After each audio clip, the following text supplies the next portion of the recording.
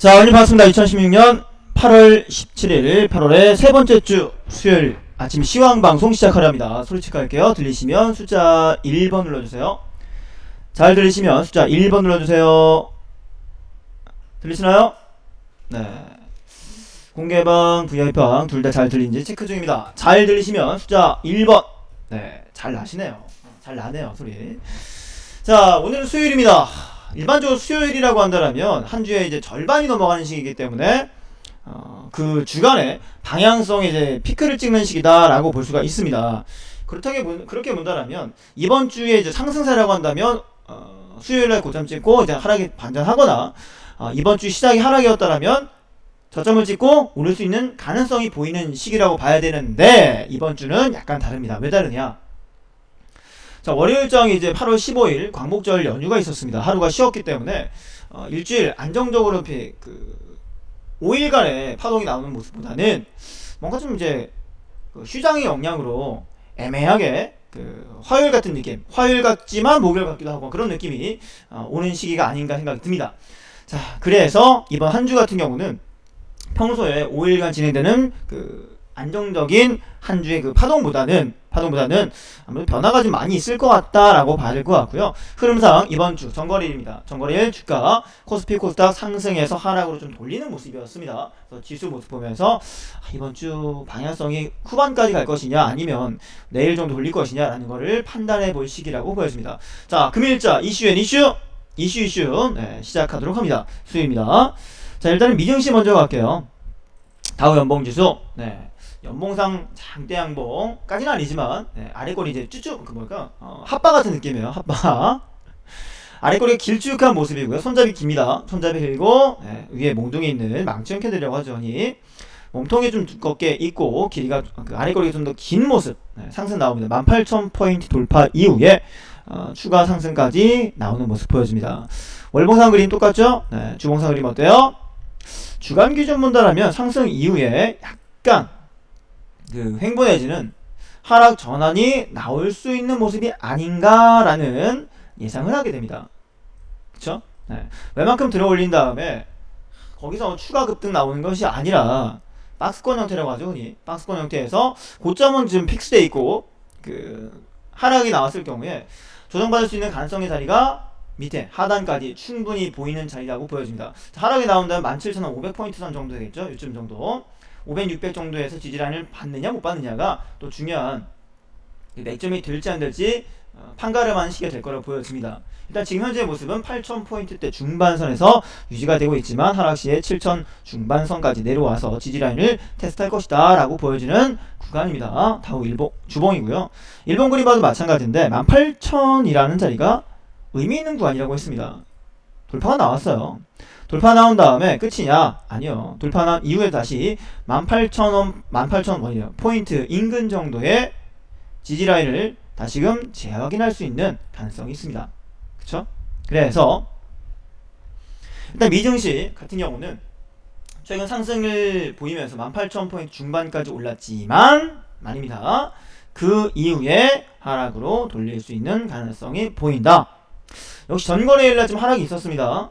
큰 낙은 아니었어요. 84포인트 빠지면서 0.45% 하락. 그 이유는 9월에 금리 인상 가능성이 제기가 되면서 내려왔습니다.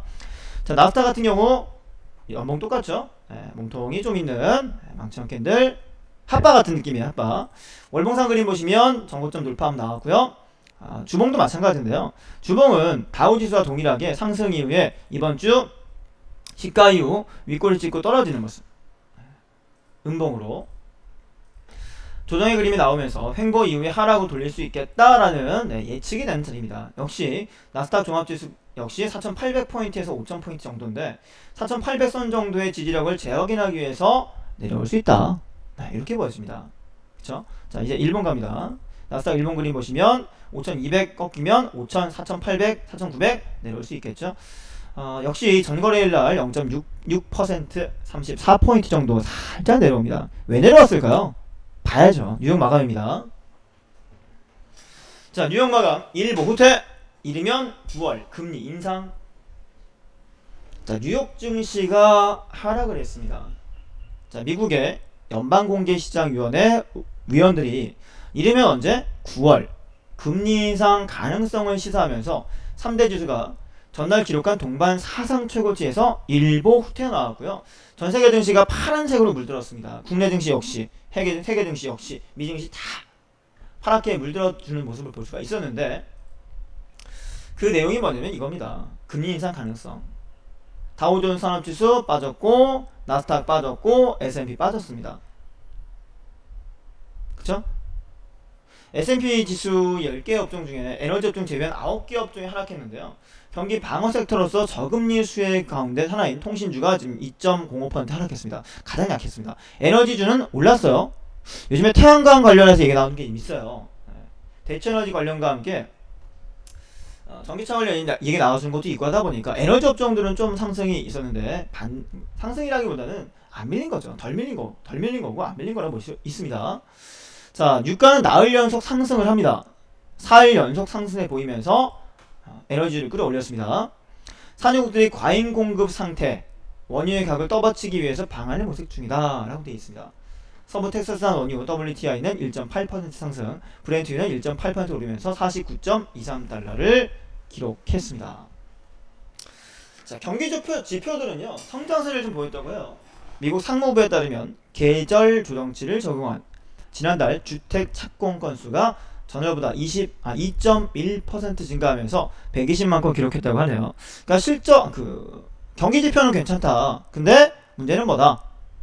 에너지 업종도 좀 버텼지만 전반적으로 S&P 500 지수의 10개 업종 중에 9개는 빠졌는데 금리 인상 한 건이다. 핵심은 그겁니다. 금리 인상 관련해서 9월 얘기 나와주니까 전세계 증시가 약했다. 이렇게 정리하시면 돼요. 간단하게 보면 그렇습니다. 자, 엔화는 강세를 보였다고 해요. 엔화가 초강세를 보이면서 엔탈 환율이 0.97% 하락한 100.28엔에 거래가 됐고요. 미국 경제지표와 더들리 총재의 금리 인상 발언이 나오기 직전에 99엔대로 추락하기도 했었다고 하네요. 파운드와 유로는 강세, 예상지를 웃도는 영국의 7월 물가지표에 힘입어서 파운드가 1.2% 급반등했습니다.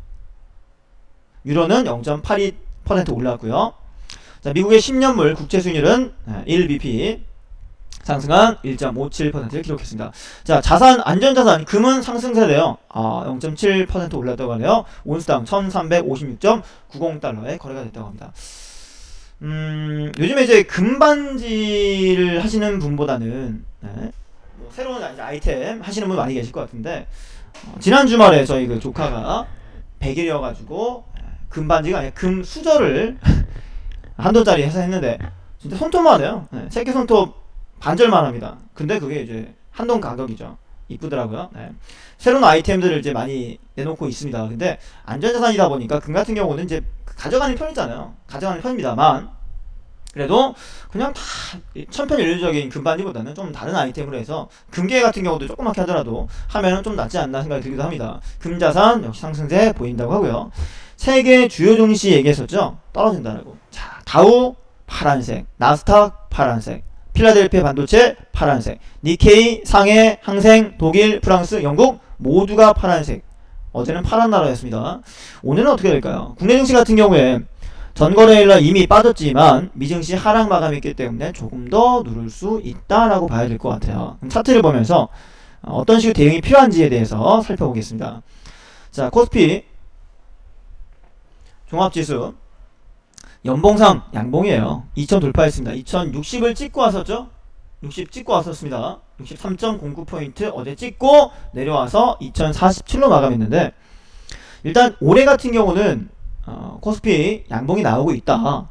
월봉시 마찬가지 양봉이다. 근데 2050에서 60선까지 끌어올리면서 요 라인 보이시죠? 요거 노란색 보이죠? 이 노란색 라인 그 구간에서 저항이 될 수 있다고 보여집니다. 주모상 그림 보시면, 자, 중요합니다. 전거래일날 우리 종가 베팅 안 했어요. 우리 VI팡에. 왜 안 했을까요? 다 이유가 있죠. 잘 보세요. 자, 주간 기준 보시게 되면 전거래일이 첫 번째 거래일인데 한 주의 시작이 어땠어요? 갭상승이 나오고 윗꼬리에 음봉으로 시작을 합니다. 주봉이에요. 그러면 이번 주의 캔들의 모습, 한 주간의 캔들의 모습이 양봉으로 또 추가 상승 급등 나올까요? 아니면 음봉으로 나오고 하락이 나올 가능성이 있을까요? 음봉 가능성이 나온다는 거죠. 그러한 음봉의 모습이 나올 때 2030 혹은 20 선까지 내려올 수 있다라고 봐야 됩니다. 그래서 전거래일 종가 베팅 안 했어요. 그리고 미증시 빠졌었죠? 세계 증시 빠졌죠? 그럼 금일 같은 경우에 미증시의 종가는 국내 증시의 시가다라는 말을 다들 아시기 때문에 아마도 하락이 나올 확률이 있다. 그러면 오늘 하락이 나와서 한 2030, 20 정도가 내려온다. 그러면은 거기서 지지반지 보고 꼬리 잡아가지고 할 수 있는 거죠. 맞죠? 자, 주간 기준은 일단 코스피 하락 이번 주 예상됩니다. 일간 기준 이틀간의 음봉이 나왔기 때문에 이 평을 닫고 있어요. 살짝 빠지면 20이에요. 2000입니다. 그쵸? 다우와 나스닥 똑같아요. 비슷한 그림입니다. 그렇다면 쉬어가는 게 나을 수 있다. 맞죠? 자, 코스닥 700포인트 돌파했다가 다시 내려옵니다. 706.40 찍고 다시 내려와요. 저는 종가 698.87입니다. 근데 제가 얘기했던 거 올해 윗꼬리 찍고 음봉 나와서 한 600까지 따지면 땡큐라고 했는데 아직도 잘 버텨요. 근데 지금 몇 월이에요? 8월입니다. 90, 11, 12, 4개월 남았죠? 4개월 안에 과연 4, 5개월 안에 과연 진짜 음봉 나올 것이냐 아니면 날아갔다 올 것이냐 봐야겠죠? 기대하고 봅니다. 저도 제 말대로 해서 올해 연말이 아니더라도 내년 초에라도 내려오기만 한다라면 기회가 될 것 같습니다. 이 본격적인 상승이라고 할까요? 고점 찍는 모습은 내년 이제 대선, 내년 연말이잖아요. 12월. 그 시기까지 그림을 좀 그려가지 않겠나 싶습니다. 내려온다면 기회일 것 같다. 자, 월봉 기준 2평 타고 슬쩍 올라오고 700 넘었다 옵니다. 주봉상 기준 음봉이에요. 살짝 깨지면 좋은데 600포인트 중반선까지 내려온다면 1차 기회 자리 600 이하 2차 500 중반 3차 잡고 기다리면 돼요. 왜요? 뭐 때문일까요? 아까 얘기했죠? 연봉상 그 정도까지 빠지면 어우 대박 기회다. 아니 400까지 빠지면 어떻게 할까요? 그러면 더 좋죠. 자, 국내 증시가 무너지느냐 작살나느냐 끝날까요? 우리나라의 전형이 굉장합니다. 과거에 지수 빠졌던 2009년도 모습 보세요. 8년 9년도에 300포인트 이하 200포인트까지 245포인트까지 빠졌던 자리에서 얼마까지 갔어요? 700포인트까지 돌파가 나옵니다. 3배 지수가 올라옵니다. 우리나라는 힘이 강하다는 거예요. 그만큼 많이 밀리면 저력이 있다. 그래서 오히려 빠지면 기회로 볼 수 있다. 개별주들이 움직임이 많겠죠. 자, 일봉상 그림 본다라면 700 넘어가다가 이제 슬슬 빠지고 있는데 600 중초반까지 오면 초중반까지 오면 기회다 라고 말씀드렸습니다. 그쵸? 자, 그래서 일단 전거래일날 이미 코스피 코스닥이 빠졌지만 미증시가 하락 마감했으므로 추가 하락이 나와준다라면 오늘 아침 시가에서 조정 개파락이 나온다 땡큐입니다. 어떻게 보면 지수가 빠지는 날에요 기회의 종목들이 나옵니다. 그게 뭐냐? 지수 빠지는 날 개파락이 나오는 기회 종목들 나온 것들은 뭐냐? 그동안 우상향이 나왔던 종목이었는데 갑자기 개파락이 10% 20%씩 빠진다. 근데 악재가 없어요. 지수 역량으로 순간 조정이에요. 그리고 하락 추세긴 한데 하락 추세 가운데 이평선 이격 혹은 그 추세선과의 괴리가 갑자기 늘어나는 경우 터지는 경우 근데 재료가 없어요. 악재가 없어요. 그럼 어떻게 돼요? 반대 나온다는 겁니다. 전거래일 같은 경우 소리바다 같은 경우 우리 VI방에서 어제 그저께 지난주였죠? 지난주 잡아놓고 있다가 어제 더 잡으라고 했죠. 2,800원대 900원 잡아도 된다라고 했었고 어제 어디까지 가요? 전거래일날 3,195원까지 많게는 10%까지 들어올립니다. 왜요? 추세락 가운데 이격이 벌어졌기 때문에 잡은 거였어요. 그리고 수익 나옵니다. 자, 지수가 빠지면 기회일 수 있다 라고 보셔야 됩니다. 자, 뉴스 갑니다. 기사는 13개 정도 있는데 제가 사이트 한 개를 좀 보려고 해요. 그래서 시간을 조금 여유있게 넉넉하게 잡고 들어갑니다. 자, 첫 번째 기사. 자, 유럽 증시가 이제 미국이 연내 금리 인상을 할 수 있다. 9월 정도가 유력하다는 얘기 나오면서 일제 하락했습니다. 아까 보셨죠? 네, 전세계 증시, 주요 증시 다 하락이 나왔어요. 영국 런던 증시 FTSE 100 지수가 전거래일 대비 0.68% 빠지면서 6,800에 마감했는데 독일 프랑크푸르트의 닥스 역시 범유럽 지수 스톡스 50도 역시 하락이었습니다. 유럽 증시가 영국의 그 통계청 7월 소비자 물가 지수 발표 등 브렉시트 직후에 경제 지표 이런 것들을 앞두고 일제히 하락 출발했다고 합니다. 런던 증시의 경우 7월 CPI가 작년 같은 날보다 0.6% 상승한 것으로 나타나는데 경제 지표가 나빠지고 있는 것으로 나타나니까 마이너스로 시작한 다음에 이제 등락 없이 하락입니다. 브렉시트 이후에 단기 낙폭 과대 만들어졌고요. 그 다음 반등들이 있었습니다. 그러나 뭐가 비빌 언덕이 있어야 돼요. 지표가 좋다라거나 아니면 회사 실적이 좋다라거나 나와줘야 되는데 그런 게 없이 브렉시트 얘기 나온 다음에 그냥 낙폭과대로 반등이 나왔었는데 그 뒤에 받칠 부분이 없으니까, 그러니까 호가상 본다라면 매수대기 물량이 받치는 물량이 5만주 10만주 없으니까 떨어지는 거예요. 주가랑 나오죠. 그쵸? 프랑크푸르트 증시와 파리 증시 역시 하락 출발한 다음에 보합권까지 올라왔었지만 추가 금리 인상 얘기 나오면서 하락이었어요. 자, 미국의 금리 인상 가능성 부각되면서 달러 대비 유로화가 강세 보였고요. 자동차 업종 약세가 두드러졌다. 폭스바겐 1.7, 르노 PSA 2% 넘게 빠졌다고 되어 있습니다. 자, 유럽 증시 역시 누구 때문이에요? 미국 때문입니다. 참, 이 강대국들이 문제예요. 응? 강대국들이 아니라 유럽이나 요 동네가 문제예요. 그쵸? 유럽 지역에서는 채무 불이행 가능성 나와준다 해서 보라투리움 얘기 나와준다 해서 저래 스페인도 나와 그리스 얘기 나와줬고요. 그 다음에 영국의 브렉시트 얘기 나와주면서 또 악재됐죠. 그 다음에 또 뭐예요? 미국이 금리 얘기 나올 때마다 빠지고 있죠. 국내 증시에 영향을 미치는 거는 사드 배치 얘기 나오면 중국이 또 뭐라고 하고 있죠. 우리나라 내부적인 문제보다는 해외에 대한 해외 대외 악재들이 많이 영향을 미치는 것 같습니다. 참 잘 좀 하지 왜 그런지 모르겠어요. 우리나라는 잘 버티잖아요. 그죠? 특별한 악재 없이. 자, 다음 은행권 자본확충입니다. 급한 불 끄기 코코본드 발행을 하고 있다. 사실은 한 2, 3년 전부터 나왔던 얘기입니다. 바젤3 국제기준 강화 여파 10개 은행 상반기 2조 8천억 원 발행한다. 하반기 우리 기업 신한은행 등 예정이다. 신인도 하락 우려 수준 아니다? 라는 이제 그러니까 비교가 되는 부분입니다. 국내 은행들의 코코본드 발행 추이예요. 2014년도 하반기 2조 9천억, 15년도 상반기 2조 2천억, 2015년 3조, 16년 상반기 2조 8천억. 좀 늘고 있는 모습이에요. 그쵸? 하반기에 더 많고. 자, 글로벌 자본 규제 강화에 앞서서 국내 은행의 코코본드 조건부 자본 증권 발행이 늘고 있습니다. 채권처럼 사고 팔지만 규정상 자본으로 인정받는 코코본드를 자본 조달 수단을 꺼내드는 부분입니다. 이게 좀 문제가 될 수 있다. 왜? 너무 발행이 많다 보니까 여기에서 지급중단 우리가 생긴다면 예전에 유럽 쪽에서 이제 문제 생긴 적 있었죠. 위기가 발생한 적이 있었습니다. 그래서 너무 많이 발행하는 게 아닌가라고 나와주는데 은행이 그럴 수밖에 없습니다. 자본 확충들이 필요해요. 바젤3 얘기해주면서 국제결제은행의 자본규제 바젤3 도입이 되면서 자본 확충을 하지 않는다면 살아남을 수가 없습니다. 안정적으로 지위를 유지할 수가 없습니다. 그러다 보니까 자연스럽게 자본 확충을 위해서 본드를 발행할 수밖에 없는 부분이 되는 거죠. 2019년까지 BIS 자기자본 비율을 14%까지 끌어올려야 됩니다. 그런데 6월말 현재 우리은행이 13.67입니다. 기업은행이 12.56이에요. 대부분의 경우는 이거 안되죠. 대부분의 경우 안됩니다. 그리고 바젤 2였죠. 규제에 따라서 발행된 코코본드는 자기자본 10%씩 차감이 되고 있습니다. 그러다 보니까 미리 땡겨놔야 돼요. 미리 올려놔야 돼요. 자기자본 비율을 늘려놓지 못한다면 얘기했던 것처럼 매년 자기자본 10%씩 차감이 되고 있어요. 내 돈이 많지 않으면 영업이 어렵다는 겁니다. 그쵸?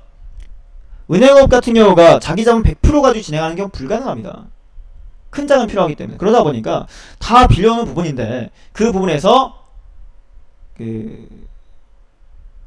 자본규제 부분 바젤 2, 3 넘어가면서 야, 이 정도는 있어야 되는 거 아니냐 라고 나오는 거예요.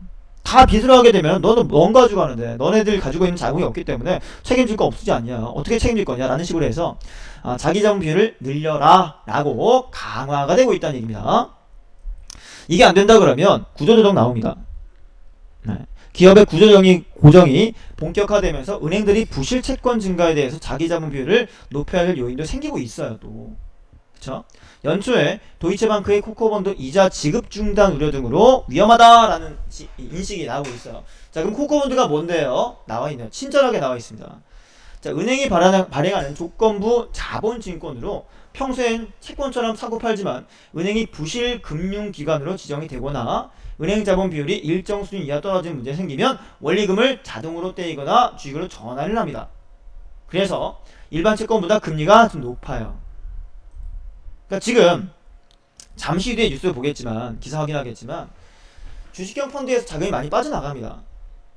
그 자금들이 어디로 가느냐? 채권으로 간다고 했었죠? 그 채권 안에서도 1년에 그래도 한 은행이자가 1%, 2%니까 1년에 3, 4% 혹은 4, 5%는 되어야 물가 상승을 따라가지 않느냐라고 해서 조금 위험할 수 있는 채권 쪽으로 좀 가는 부분이 있습니다. 물론 안전성을 잘 챙기게 되면 그런 부분 접근이 가능하지만 위험이 있죠, 아무래도. 네, 그래서 이런 부분에 대해서 코코본드 자꾸 얘기 나와주는데 발행 러시를 보여주고 있는데 걱정이 된다 라는 기사입니다. 그리고 가장 좋은 건 뭐냐, 네, 내 돈 가지고 내가 사업을 하는 게 좋은 거예요. 회사의 안정성을 볼 때 그 회사의 자본력이나 그 자본금의 출처를 보셔야 됩니다. 돈을 빌려가지고 어디서 누가 대줘가지고 얼마 이자를 줘야 되는 거다 라고 한다면 불안감이 있을 수밖에 없습니다. 반면에 내가 그동안 모았던 돈을 가지고 현금을 다 뽑아가지고 굳이 어디 갚을 필요 없이 내 돈 가지고 하는 거게 되면 만약에 회사가 좀 그 자본금을 까먹고 있다 하더라도 갚을 필요가 없기 때문에 문제가 적어요. 우리 회사 같은 경우는 지금 뭐 AA 얘기하잖아요. 왜? 자본금도 그렇고 큰 대출 필요 없이 진행합니다. 안전하다는 얘기예요. 그러니까 우리 회사가 상장하게 되면 대박이에요, 정말. 본드 발행하면 사야 돼요. 그죠? 네. 안전한 회사가 좋다라는 얘기고요. 자, 인천 상륙작전 돌풍입니다. 증권형 크라우드 펀딩 대박! 자, 300명에 5억을 공모했대요. 증권형 첫 영화라고 돼 있는데 아니에요. 네. 증권형이구나. 증권형이네요. 600만 돌파, 13일 현재 수익률이 16%입니다. 저금리 시대 고수익 상품 급증. 기업은행 투자, 부산행 이어 히트다 히트. 요즘에 유행하려고 하던데. 문화 콘텐츠 미다스의 손이 떠올랐다. 자, 기업은행이 그런 투자 잘한대요. 크라우드 펀딩이라거나 아니면은 영화 그 크레딧 올라갈 때 보게 되면 어디 뭐 투자해서 무슨 창투 무슨 은행 무슨 뭐 투자은행 무슨 저축은행 딱 올라오잖아요. 그쪽에 봤을 때 기업은행이 그런 분을 잘한다고 되어 있습니다. 투자 수익이 높다. 영화 인천 상륙작전 여러분 대박인 것 같습니다. 증권형 크라우드 펀딩을 통해서 인천 상륙작전에 100만원 투자했던 직장인 모모씨는 관객수가 늘어나면서 돈을 벌고 있다 라는 얘기입니다. 약 15%, 15.6%, 13일 기준입니다. 그래서 다음에 영화 투자하는 크라우드 펀딩이 있으면 알려달라고 부러워했다라고 하는데 제가 이제 안 그래도 이것저것 막 찾아봐요. 저도 요즘에 알아보는 게 많습니다. 요 이제 영화에 대한 크라우드 펀딩 나왔던 게 처음은 아니에요. 개인들이 할 수 있는 부분이 처음이 아니었습니다. 망한 거 있었죠. 뭐 사냥 망했습니다. 사냥을 말아먹었어요. 근데 인천 상륙작전은 지금 대박 났다는 거죠. 증권형 크라우드 펀딩 투자금 수익 주요 사례 500만에서 510만은 5.6, 600 넘으면 15.6, 700 넘으면 25%, 900만에서 1000만 넘으면 1000만까지 54%입니다. 대박이죠. 대박이죠. 그죠? 투자 원금에 대한 수익률 이렇게 부분이 나와 있는데 수익 배분이에요. 중간에 표가 나올 겁니다. IBK 기업은행 투자에서 성공한 영화들 명량이 대표적이죠. 1700만 넘으면서 수익률 118%예요. 국제시장도 93%. 베테랑이 정말 대박입니다. 244%의 대박이 났어요. 역대 흥행이 4위인데도 불구하고 투자 대비했을 때 수익률이 엄청나게 많이 나왔습니다. 수상한 그녀도 24위지만 230%. 기업은행을 따라다녀야 될 것 같아요. 그죠? 자, 그래서 이번에 인천 상륙작전이 IBK 투자증권을 통해 300명으로부터 5억 원의 자금 모았는데 귀양, 연평대전 등의 기부형 크라우드 펀딩 통해 제작된 전적이 있습니다. 네, 크라우드 펀딩이 뭐예요? 개인 자금들을 모아서 그 자금으로 뭐 이제 이건 보통 홍보할 때 써요. 네, 개인형 크라우드 펀딩 같은 경우는요 홍보용을 많이 씁니다. 그래서 그걸로 홍보하거나 영화 제작할 때 써가지고 이익이 나면 이익 돌려줄게 이거예요. 부산행에 이어 쌍끌이 흥행 성공했다라고 되어 있습니다. IBK 기업은행이 이런 거 정말 잘합니다. 자, 그러면 어디서 할 수 있나요? 볼까요? 자, 여러분, 요거는 그 사이트 홍보가 아니니까 상관없습니다. 자, 이거 내용 알려드리려고 하는 거예요. 자, 요거 예전에 그 싸이월드가 크라우드 펀딩으로 살아나려고 5억을 공모한 적이 있었는데, 거기가 어디냐면 여기에요. 와디즈라는 곳이 있습니다. 이거는 뭐 상관없으니까 볼게요. 자, 와디즈라는 곳이 있는데 이게 크라우드 펀딩 사이트예요. 와디즈 추천해주는 펀딩 프로젝트에서 투자 리워드 커밍 순 돼 있는데, 영화 관련 얘기가 요즘에 자꾸 나옵니다. 올해 영화 한절기, 요건 이제 약간 그 저예산 영화 나와 있는 거 있는데, 요런 거 포함해가지고요, 요즘 많아요. 프로젝트를 쭉 보시게 되면 과거에 나왔던 거 보시면 어떤 게 있느냐 보자. 여기 뮤지컬도 있고요. 요즘에 정말 잘 된 거 사냥 있죠. 사냥 망했다고 했죠. 이거 사냥 망했어요. 3억 공모에 3억 3천만원 모았는데 160만 명이 넘어야 손해 안 보는데요, 이게 60만인가 밖에 안 나왔습니다. 망했습니다. 망하는 것도 있어요. 자, 그래서 요즘에 영화 관련 얘기 자꾸 나와주는데, 사냥이 아마 처음이었을 거예요. 이 마디즈에서 했던 것들에 대해서는. 덕혜옹주 같은 경우도 많이 안 모았잖아요. 근데 덕혜옹주는 대박 났습니다. 또 개인형 크라우드 펀딩 관련해가지고 이런 사이트들이 많아지고 있는데, 그 중에서 지금 잘 나가는 게 요거 하나예요. 요게 지금 잘 나갑니다. 왜냐면 처음에 이슈가 됐던 게 싸이월드입니다. 싸이월드에서 뭐 5억 정도 만들려고 했는데 공모 안 됐습니다. 싸이월드 망했죠? 그죠? 지금 뭐 도토리도 못 쓰고 있잖아요. 네, 이걸로 한번 또 인기를 끌고, 와디즈라는 회사가 싸이월드 뭐 했다고 하는데 한번 가볼까 해서, 그 이후에 다른 업체들, 뭐 수제 자동차 기업이라거나 비상장사, 뭐 음식물 쓰레기, 환경 관련, 뭐 SNS, 유니콘 막 이런 거 있잖아요. 이런 것들을 성공적으로 펀딩을 시키면서 사람들 관심을 갖기 시작합니다. 사냥 크라우드 펀딩 프로젝트에서 실패했죠.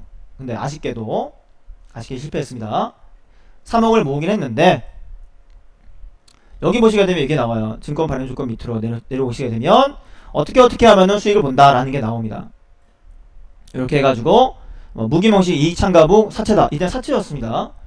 164만 명이 넘게 되면은 수익금 돌려준다 라고 되어 있었는데, 투자 수익률 이렇게 180 넣으면은 뭐 5.7% 수익이 왔다. 근데 얼마 나왔어요? 60만인가 밖에 안 나왔습니다. 그러니까 말아먹었어요. 한마디로 날려먹었습니다. 근데 이번에 인천 상륙작전 같은 경우는 대박 났다는 얘기고요.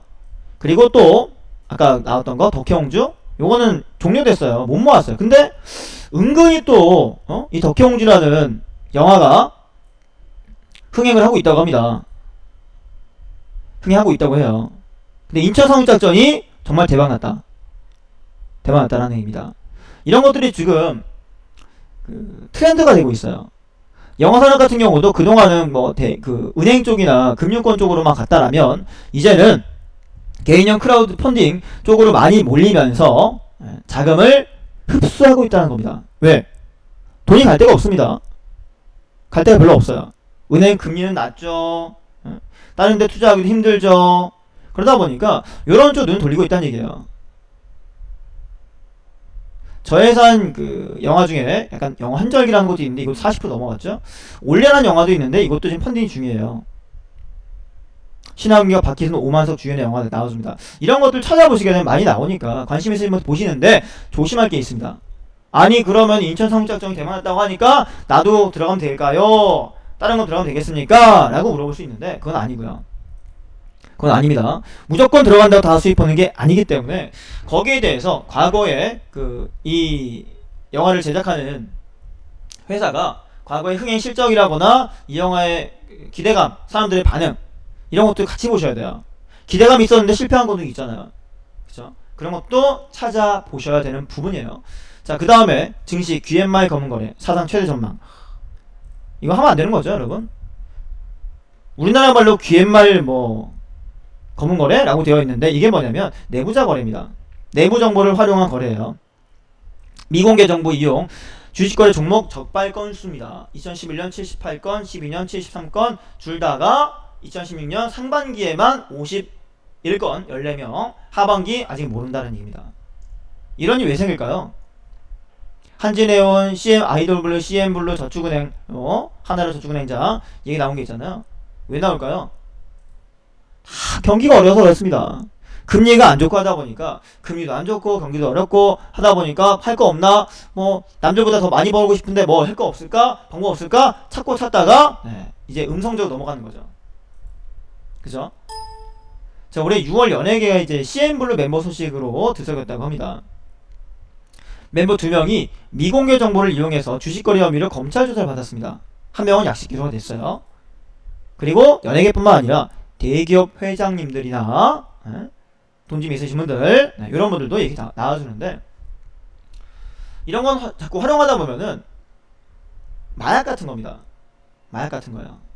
처음에 할 때 뭔가 모르고 하다가 기분 좋네 하는데 중독이 돼요. 그러면 범죄도 마찬가지지만 이것도 범죄예요. 쓰면 안 된다는 얘기입니다.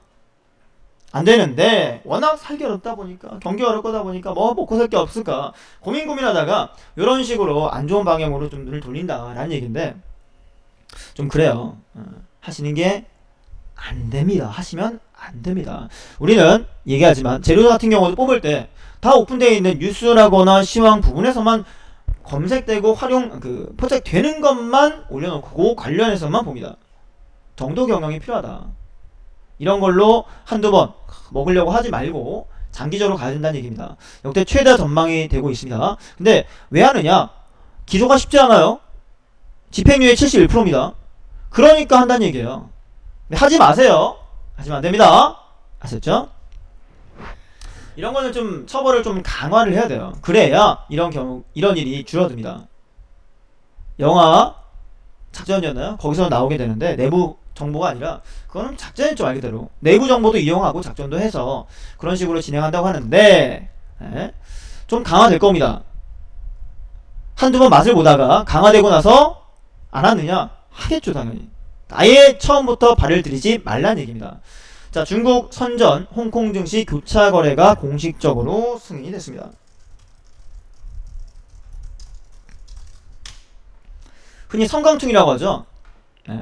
중국 국무원이요, 선전거래소와 홍콩거래소의 교차 거래를 허용하는 성강퉁을 승인했습니다. 적절한 시점에 성강퉁 시행하겠습니다. 중국 자본시장이 법제화, 시장화, 국제화를 향한 한 걸음 내디딘 것을 의미합니다. 라면서 긍정적인 의미가 있다라고 합니다. 자, 성강퉁이 시행되면 뭐가 되는, 어떤 일이 생기느냐? 성강퉁이 되게 되면요, 선전거래소에 상장된 505개 종목과 홍콩거래에 상장된 218개 종목의 교차 거래가 가능해져요.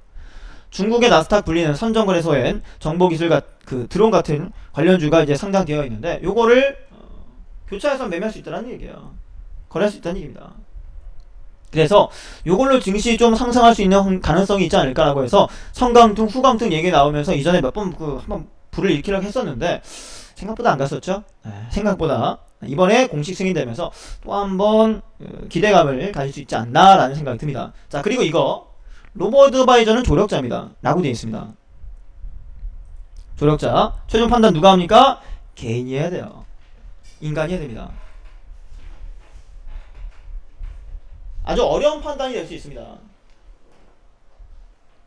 과거 데이터를 통해서, 패턴을 통해서 분석을 잘 할 수 있는 거는 AI겠지만 결국 최종 결정권자는 누구예요? 사람이 돼야 된다는 얘기입니다. 이게 이제 장기적으로 봐야 될 부분인데, 이렇게 돼야 터미네이터 같은 경우가 안 생깁니다. 솔직히 말해서 인간들이 지구를 점령해 하긴 뭐하지만, 인간들이 그 지구의 주인은 아니겠지만 영향력을 많이 발휘하면서 환경이 많이 파괴됐죠. 동물만 살아있었다면 덜하겠죠. 그죠? 그러다 보니까 AI가 개발이 되고 발전이 되고 결정까지 하게 된다라면, 결정권까지 갖게 된다면 인간을 진짜 소멸할 수도 있습니다. 시킬 수도 있습니다. 그래서 대안이라거나 이러한 그 방향성에 대한 제시는 할 수 있지만 그 결정은 개인이 하는 방식으로 가는 게 맞다라는 얘기입니다. 그러니까 요즘에 AI, 인공지능, 자동매매 얘기 나와줘도 거기에 최종 결정은 누가 한다? 개인이 하는 게 맞다. 인간이 하는 게 맞다. 라는 식으로 발언을 했습니다. IBM 총괄 사장님이 했다고 하네요. 요거는 장기적으로 내용 맞는 것 같아요. 인공지능도 마찬가지입니다. 마찬가지입니다. 그러니까 개인들의 환전 같은 경우도 안락사 시킬 것이냐, 그거를 통과시킬 것이냐, 말 것이냐 분분하잖아요. 그것도 사람의 판단이 최종 결정이 돼야 된다는 얘기입니다. 확장 진흥 얘기 나와줍니다. 유가 올랐다고 했죠. 그 다음에 상반기 감원 칼바람. 요즘에 회사도 안정적이지 않습니다. 무서워요. 이런 시기에 경기가 좀 살아나야 되는데, 상장사 같은 경우도 직원을 정리해고를 하고 있는 분위기이기 때문에 여러분들 직장 잘 다니신 분들 회사 급여 꼬박꼬박 나오면 감사하고 다녀야 됩니다. 그리고 투자하시면 더 좋고. 자, 정리하자면 또 시간이 걸리니까 됐고요. 로버드바이저 수익률 공시가 부담스럽다. 당국에서 왜? 1등, 2등, 3등 딱 줄 세우면은 1등에 몰릴 거 아니에요. 그러면 갑자기 큰 자가 몰리면 또 그게 어그러집니다. 현대가창 같은 경우 마찬가지잖아요. 현대가창 같은 경우도 현대가창 좋아요, 괜찮아요, 이 종목 양호합니다 하면은 거기에 사람들이 다 몰리면은 현대가창 호가 무너지면서 안 갑니다. 그래서 당국에서 로버드바이저에 대한 수익률을 공시하기가 좀 부담스럽다라는 결론 내고 있고요. 국내 주식형 펀드가 11일 연속 자금이 유출되고 있습니다. 왜요? 어렵다는 거죠. 혼자 못한다는 얘기입니다. 채권 쪽으로 돌린다거나 단기 상품의 MMF 쪽으로 돈이 몰리고 있다. 그런데 요거는 혼자 대응이 어렵기 때문에 생기는 부분이고, 같이 하게 되면 오히려 자금 빠졌던 자리에서 매매 패턴과 함께 수익 나는 방법들을 확실히 잡아만 놓게 되면 그 이후에 다른 자금 들어올 때 수익을 더 많이 볼 수 있습니다. 부동산 역전산락 가격 하락 시작했다. 대출 규제 주목해라 라는 얘기 나와줬고요. 주요 공시 봤습니다. 포드가 2021년까지 자율주행차를 만든다고 되어 있습니다. 전기차 미래의 성장 동력이 될 수밖에 없다라고 있습니다. 그쵸? 될 수밖에 없다. 포드도 이제 바뀝니다. 우리나라 같은 경우도 바뀌어야 되는데 아직은 좀 쉽지가 않죠. 참 우리나라가 이제 한 번 하면은 잘하는데 넘어가는 게 좀 어려워요. 빨리 이런 부분들도 국내 완성차 업체들도 자율주행차 쪽으로 빨리 방향을 잡아서 세계 흐름에 편승해야겠다라는 말씀드리면서 아침 시황 마무리하겠습니다. 자, 시간은 이제 57분 곧 됩니다. 자, 수요일입니다. 수요일은 왜 수요일이에요? 수익날하고 수요일입니다. 수익날 하루 되시고요. 자, 선재공연님께 마이크 넘겨드리고 저는 여기까지 하겠습니다. 여러분 오늘도 대박 나시기 바랍니다. 지금까지 양봉캔들 레드캔들이었습니다. 감사합니다.